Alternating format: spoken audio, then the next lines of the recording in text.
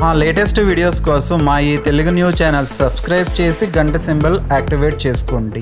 ఒకప్పుడు లక్ష్మీదేవి శ్రీ మహావిష్ణువుతో ఇలా అన్నది: ఓ స్వామి, కారణం లేకుండా ఎవరినైనా దూషించటం లేదా అవమానించటం పాపమా? ఎవరైనా అసత్యం మాట్లాడడం ధర్మమా? ఈ ప్రశ్నలకు సమాధానం వివరిస్తారా అని అడుగుతుంది.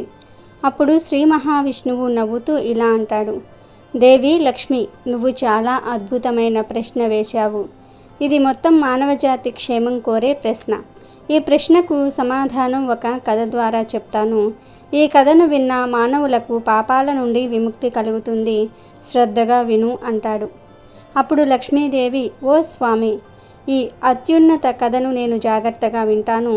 ఈ కథ విన్న స్త్రీ పురుషులందరికీ నా కరుణా కటాక్షాలు కలుగుతాయని పలుకుతుంది. అలా శ్రీహరి కథ మొదలు పెడతాడు. పూర్వం ప్రయాగ నగరాన్ని విశ్వరత్ అనే దయగల రాజు పరిపాలిస్తూ ఉన్నాడు. ఆయన గొప్ప ధనవంతుడు మరియు ఆయన రాజ్యం అన్ని రకాల సౌకర్యాలతో నిండి ఉండేది. ఆయన ప్రతిరోజు ఆహార పదార్థాలు, వస్త్రాలు, బంగారు నాణాలు దానం చేస్తూ తన ప్రజలను, యోగ్యత కలిగిన బ్రాహ్మణులను సత్కరించేవాడు. ఆ రాజు దేవరాజు ఇంద్రుని భక్తుడు. ఆ రాజు చేసే పనులకు ఇంద్రుడు కూడా అసూయపడేవాడు. ప్రతి సంవత్సరం వారు భగవంతుడి సప్త కథలను నిర్వహించేవారు. అందరూ ఆ కథలను వినేవారు. ఇన్ని మంచి కార్యాలు చేసినందుకు సాధువులు, ఋషులు ఆ రాజుకు శుభకరమైన దీవెనలు ఇచ్చేవారు.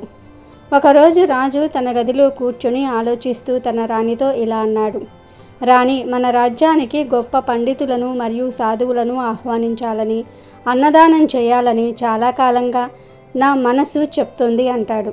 మహారాజు మాటలకు రాణి: మహారాజా, ఇది చాలా మంచి ఆలోచన. దయచేసి ఈ శుభకార్యాన్ని వీలైనంత త్వరగా పూర్తి చేయడానికి ఒక ప్రణాళిక వేయండి అని అంటుంది. తరువాత రోజు రాజు గొప్ప పండితులను మరియు సాధువులను, ఋషులను విందుకు ఆహ్వానిస్తాడు. ఆ తర్వాత రాజు మంత్రిని పిలిచి: మంత్రిగారు, దయచేసి ఋషులు మరియు సాధువులకు అన్నదానం నిర్వహించడానికి మీరు వెంటనే అన్ని రకాల రుచికరమైన వంటకాలను తయారు చేసే వంటవారిని ఏర్పాటు చేయడానికి సన్నాహాలు సిద్ధం చేయమంటాడు. మహామంత్రి రాజుగారిని వంటశాలలో తగినంత ప్రదేశం లేనందున బహిరంగ ప్రదేశంలో వంట చేయించడానికి అనుమతి కోరతాడు. అప్పుడు రాజుగారు: మీకు నచ్చినది చేయండి. ఋషులను ఆహ్వానించినందువలన వంటలలో రుచులకు ఎటువంటి లోటు రాకుండా చూసుకోండి. ఆహారం మరియు మర్యాదలలో ఎలాంటి లోటు ఉండకూడదు. అలాగే ఋషులకు స్వాగతం పలికేందుకు మన రాజ్యమంతా అలంకరించాలి అని ఆదేశిస్తాడు. ఇక ఋషులకు విందు పెట్టే రోజు రానే వచ్చింది. వంటవాళ్ళు బహిరంగ ప్రదేశంలో కీరు వండుతున్నారు. అదే సమయంలో ఒక డేగ తన గోళల్లో విషపూరిత పామును పట్టుకొని ఆకాశంలో ఎక్కడికో వెళ్తోంది. కానీ ఆ డేగ వంట చేసే ప్రదేశంపై నుండి వెళ్తున్నప్పుడు ప్రమాదవశాత్తు విషపూరిత పాము నోటి నుండి కొన్ని విషపు చుక్కలు వంటల్లో పడిపోతాయి. కానీ ఈ విషయం ఎవరికీ తెలియదు. రాజు ఆహ్వానించినందున చుట్టుప్రక్కల రాజ్యాల నుండి ఋషులందరూ కూడా రాజభవనానికి వచ్చారు. అప్పుడు రాజు స్వయంగా వారిని స్వాగతించి వారి పాదాలను కడిగి వారికి ఉచిత ఆసనాలను ఇచ్చి రాజు స్వయంగా తన చేతులతో ఋషులకు భోజనం వడ్డించాడు. అందరూ ఆహారాన్ని ఆస్వాదిస్తూ తిన్నారు.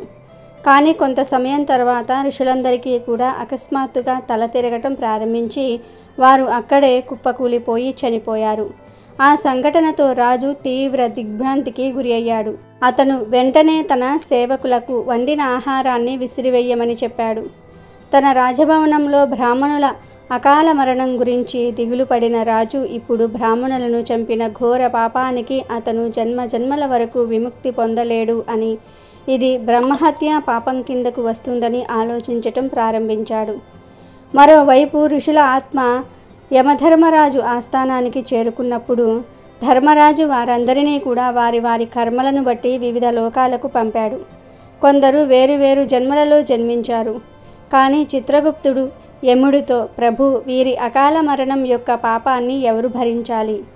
ఈ భయంకరమైన బ్రహ్మహత్య పాపాన్ని ఎవరు అనుభవించాలి అనే ప్రశ్న వేశాడు. ఎందుకంటే ఈ విచిత్రమైన పరిస్థితి ఎప్పుడూ రాలేదు. చిత్రగుప్తుడు యమరాజును తన అభిప్రాయాన్ని అడిగినప్పుడు యమరాజు, ఓ చిత్రగుప్త, రాజు చాలా సద్గుణవంతుడు మరియు అతను అన్నదానం కోసం ఈ ఋషులను పిలిచాడు. ఋషులు చనిపోవటం వలన అతను ఎంతో పశ్చాత్తాపడుతున్నాడు. కాబట్టి ఆయన తప్పులేదు.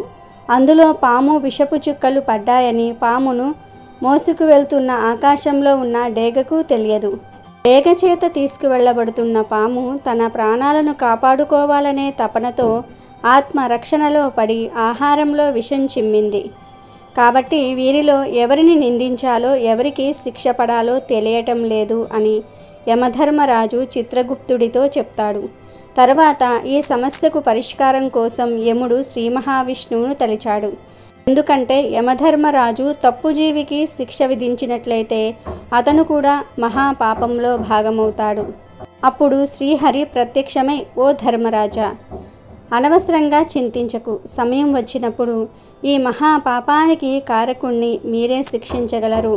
సరైన అవకాశం కోసం వేచి ఉండండి అని పలికాడు.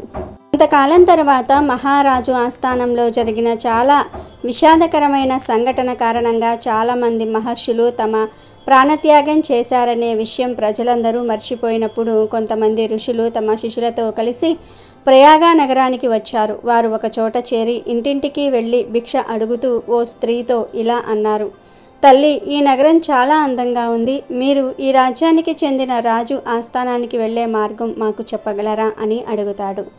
అప్పుడు ఆ స్త్రీ ఆశ్చర్యంగా చూసి, ఓ మహర్షులారా, మీరు ఎందుకు చావును ఆహ్వానిస్తూ ఉన్నారు అని అంటుంది. ఆ ఋషులకు ఏమీ అర్థం కాదు. అమ్మా, నువ్వు దేని గురించి మాట్లాడుతూ ఉన్నావు అని అనగా ఆ స్త్రీ, అవును, నేను అదే ఆస్థానం గురించి మాట్లాడుతున్నాను. అప్పుడు మీలాంటి ఋషులు రాజు ఇంటి భోజనం తినటం వలన చనిపోయారు. మీరు ఇంకా చనిపోవాలని కోరుకుంటే మీరు ఆ రాజ దర్బార్కు వెళ్ళండి. బ్రహ్మహత్యా పాపం చేసిన రాజు అడవికి వెళ్ళి తపస్సు చేస్తున్నట్లుగా నటిస్తున్నాడు అని అంది. దాంతో ఋషులు ఆ రాజ్యం వదిలి వెళ్ళిపోయారు. అలా ఆ స్త్రీ తన ఇంటికి మరియు నగరానికి వచ్చే అతిథులకు మరియు ఇతర వ్యక్తులకు, రాజ్య ప్రజలకు రాజు గురించి చెడు మాటలు చెప్పేది. ఆమె రాజును విమర్శిస్తూ చెప్పే మాటలు అడవిలో మంటలు వ్యాపించినంత వేగంగా వ్యాపిస్తూ ఉన్నాయి. ఆ తర్వాత కొన్ని రోజుల తర్వాత ఆ మహిళ పాము కాటుతో మరణిస్తుంది. మరోవైపు రాజు విశ్వరథ్ కూడా వృద్ధాప్య కారణంగా అడవిలో మరణిస్తాడు. యమధర్మరాజు వారిద్దరి ఆత్మలను తీసుకుంటాడు. చిత్రగుప్తుడు వారిద్దరి పుణ్య పాపాల జాబితాను చూసి యమధర్మరాజుతో ఇలా అంటాడు, మహారాజా, మనం ఎన్నో ఏళ్లుగా ఎదురు చూస్తున్న రోజు రానే వచ్చింది అని అనగా యమధర్మరాజు ఇలా అంటాడు, ఓ చిత్రగుప్త, రాజు విశ్వరథ్ ఋషులకు బ్రాహ్మణులకు ఆకలి తీర్చే ఉద్దేశంతో అన్నదానం చేశాడు. ఋషుల మరణం ఉద్దేశించి చేసినది కాదు. పైగా ఆయన పశ్చాత్తాపపడ్డాడు. అడవులకు వెళ్ళి సన్యాసిగా జీవించాడు. కావున ఈ పాపం తనకు తెలియదని, ఈ పాపం చేస్తున్నప్పుడు అతనికి ఎటువంటి సంతోషం విచారం కలగలేదు. అందుకే అతన్ని బ్రహ్మలోకానికి పంపమని చెప్పాడు. కానీ ఈ స్త్రీ తన కటువైన మాటలతో రాజును విమర్శించటంతో సంతోషాన్ని పొందటం వల్ల మహాపాపానికి భాగస్వామ్యురాలయ్యింది. కావున ఈ స్త్రీని 16 రకాల నరకాలకు పంపాలని శిక్ష విధించాడు. కాబట్టి దేవి లక్ష్మి యమధర్మరాజు ఆజ్ఞ ప్రకారం స్త్రీ ఘోరమైన నరకంలో పడింది. ఓ లక్ష్మి, నీ ప్రశ్నకు సమాధానం దొరికినట్లే కదా. ఎవరైనా కారణం లేకుండా కబుర్లు చెప్తూ వేరే వారిని దూషిస్తే వారు బ్రహ్మహత్య చేసినంత పాపాన్ని పొందుతారు. ఎటువంటి కారణం లేకుండా ఒకరిని దూషించటం లేదా పదాలతో హింసించటం కూడా పాపమే. అందుకే ఎవరితోనూ చెడుగా మాట్లాడకూడదు. అర్థం లేని మాటలు మాట్లాడడం కూడా పాపమే. ఒక వ్యక్తి అవాస్తవాన్ని మాట్లాడడం ద్వారా ఇతరుల మనసు మరియు భావోద్వేగాలపై ప్రతికూల ప్రభావాన్ని చూపుతుంది. నిజం మాట్లాడే వ్యక్తి తన కోపాన్ని నియంత్రిస్తాడు. అతని జీవితంలో ఎల్లప్పుడూ శాంతి ఉంటుంది. ఒక వ్యక్తి ఈ ప్రపంచంలో తన పనిలో విజయం సాధించగల ఏకైక విషయం సత్యం అని విష్ణుమూర్తి లక్ష్మీదేవికి వివరిస్తాడు. మనుషులకు మనశ్శాంతి ఎందుకు కరువయ్యింది? మనుషులు ఎందుకు ప్రశాంతంగా ఉండలేకపోతున్నారు? అసలు ఈ భూప్రపంచంలో మానవులు ఎందుకు సంతోషంగా ఉండలేకపోతూ ఉన్నారు? లక్ష్మీదేవి న్యాయంగా మన దగ్గర ఉండాలంటే ఎలాంటి పనులు చేయకూడదు. అనే విషయాన్ని విష్ణుమూర్తి లక్ష్మీదేవికి చాలా క్లియర్గా చెప్పాడు. విష్ణుమూర్తి లక్ష్మీదేవికి చెప్పిన ఆ మాటలు మనం విని వాటిని మన జీవితంలో ఆచరించినట్లయితే జీవితంలో కష్టం అనేది రాదు. లక్ష్మీదేవి సంతోషంగా మీ ఇంటికి వస్తుంది. మరి విష్ణుమూర్తి లక్ష్మీదేవికి చెప్పిన ఆ మాటలు ఏమిటో ఈరోజు ఈ వీడియోలో వివరంగా కథ రూపంలో విందాం. ఒకరోజు వైకుంఠంలో శ్రీ మహావిష్ణువు లక్ష్మీదేవి కులాసాగా కూర్చొని కబుర్లు చెప్పుకుంటూ ఉన్నారు. కాసేపు అయ్యాక లక్ష్మీదేవికి స్వామివారితో కలిసి ఎక్కడికైనా వెళ్ళి విహరించాలన్న కోరిక కలిగింది. వెంటనే స్వామి సరదాగా ఎక్కడికైనా వెళదామా అని లక్ష్మీదేవి అడిగింది. తప్పకుండా దేవి, భూలోకానికి వెళదామా, నీకు ఇష్టమేనా అని అడిగాడు విష్ణుమూర్తి. అలాగే స్వామి, త్వరగా పదండి, మళ్ళీ ఎవరైనా వచ్చారంటే మీరు పనిలో పడి మనం వెళ్ళటం కష్టమవుతుంది అని హడావిడిగా ఉత్సాహంగా చెప్పింది లక్ష్మీదేవి. ఎందుకంటే స్వామివారికి ఇలా తీరిక దొరకటం చాలా కష్టం మరి. కానీ స్వామివారు మాత్రం ఎవరికోసమో ఎదురు చూస్తున్నట్టుగా వెళదాం, ఒక 5 నిమిషాలు ఆగు అని చెప్పాడు. ఎందుకు స్వామి 5 నిమిషాలు అని ఆశ్చర్యంగా అడిగింది లక్ష్మీదేవి. కొంపదీసి ఈ 5 నిమిషాల్లో ఎవరైనా వచ్చి భూలోకంలో విహరించాలన్న తమ ప్లాన్ను చెడగొట్టరు కదా అని మనసులో అనుకుంటుంది లక్ష్మీదేవి. అప్పుడు స్వామి చిన్నగా నవ్వి ఎవరైనా వస్తారేమోనని జవాబిచ్చాడు. ఎందుకంటే ఊరకే గమ్యం లేకుండా వెళ్ళటం కన్నా తమ ప్రయాణం వల్ల ఏదైనా ఉపయోగం ఉంటే మేలనిపిస్తుంది స్వామివారికి. లక్ష్మీదేవి భయపడినట్లుగానే సరిగ్గా 5వ నిమిషంలో నారదుడు అక్కడికి వచ్చాడు. కాస్త విచారంగా ఉన్నాడు. స్వామివారికి లక్ష్మీదేవికి భక్తిగా ప్రణామం చేశాడు. ఏమైంది నారద, ఎందుకా విచారం అని నారదుణ్ణి అడిగారు స్వామి. ఏం చెప్పమంటారు స్వామి, భూలోకంలో మనుషులు ఎన్నో తప్పులు పాపాలు చేతికి ఎముక లేనట్టుగా ఎడాపెడా చేసేస్తూ ఉన్నారు. కలియుగం అంటే ఏంటో అనుకున్నాను, కానీ మరీ ఇంత దారుణమని ఎప్పుడూ అనుకోలేదు. యముడు కూడా గోల పెడుతున్నాడు. ఇప్పుడు ఉన్న నరకం లెక్కలేని పాపులతో నిండిపోయి ఇరుగ్గా మారి తనకే నరకం కనిపిస్తుందని అర్జెంటుగా నరకం ఫేజ్ 2ను మొదలు పెడితే మంచిదని చెప్తూ ఉన్నాడు అంటూ ఇంకా ఏదో చెప్పబోతూ ఉండగా లక్ష్మీదేవి మధ్యలో అడ్డుపడింది. స్వామివారితో సరదాగా భూలోకానికి వెళ్దామనుకుంటే ఈ నారదుడేంటి ఇలా చెప్తూ ఉన్నాడు, అనవసరంగా ఇప్పుడు ఇలాంటివన్నీ విన్నారంటే స్వామివారి మూడు పాడై భూలోకానికి రాకపోవచ్చు అని అనుకుని లక్ష్మీదేవి, నారద, ఇంతమంది మనుషులు ఇన్ని తప్పులు చేస్తున్నారంటే ఎక్కడో ఏదో లోపం ఉందని అనిపిస్తుంది.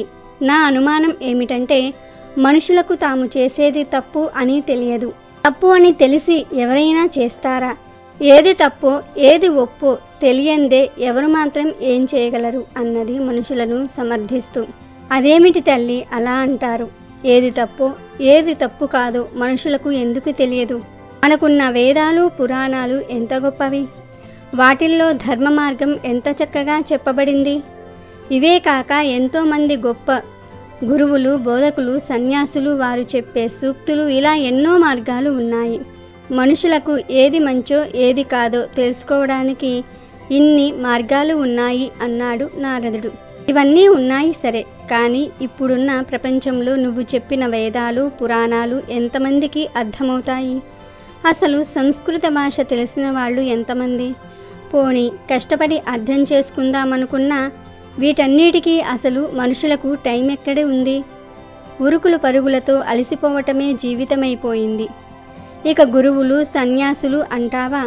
వీరు చెప్పేది వినేవాళ్ళంతా దాదాపు వయసు మళ్ళిన వాళ్ళు, చేద్దామన్నా ఏ పాపం చెయ్యలేని వాళ్ళు. అలాగే ఇప్పటి స్కూల్స్లో పిల్లలకు ఏది మంచో ఏది కాదో చక్కగా వివరించి చెప్పే సిలబస్ ఏమైనా ఉందా అసలు? ఏమీ లేదు. సరస్వతీదేవి మొన్నెప్పుడూ కలిసినప్పుడు అదే విషయం నాతో చెప్పి మొరపెట్టుకుంది. ఇదంతా ఒకవైపు అయితే మరోవైపు అసలు చదువురాని వారి పరిస్థితి ఏంటి? వారికి ఎలా మంచి చెడు తెలిసేది? తప్పంతా వ్యవస్థలో పెట్టుకుని మనుషులు పాపాలు చేశారు అని ఎందుకు వారిని ఆడిపోసుకోవటం అని నారదుణ్ణి నిలదీస్తూ ఉన్నట్టుగా లక్ష్మీదేవి అడిగింది. జవాబివ్వడానికి టక్కున ఏది తట్టకపోవటంతో ఆలోచనలో పడ్డాడు నారదుడు. అప్పటిదాకా మౌనంగా ఉన్న స్వామివారు లక్ష్మీదేవి అడిగిన దానికి జవాబివ్వాలన్న బాధ్యత తన మీద ఉన్నట్టుగా భావించారు.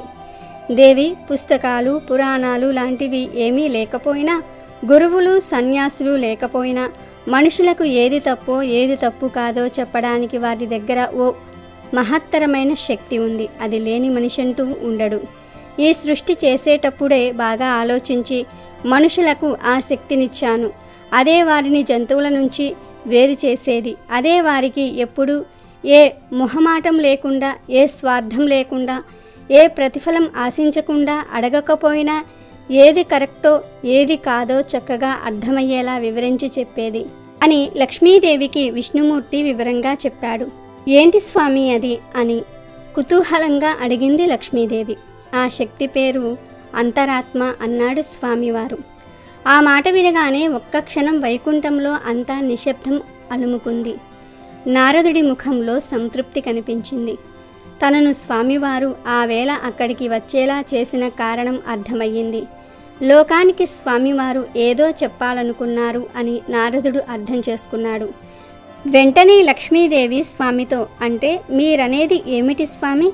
ఏ మనిషికైనా తను చేసేది తప్పో కాదో ముందుగానే అంతరాత్మ ద్వారా తెలుస్తుంది అంటారా అని అడిగింది. ఖచ్చితంగా అని సమాధానం ఇచ్చాడు విష్ణుమూర్తి.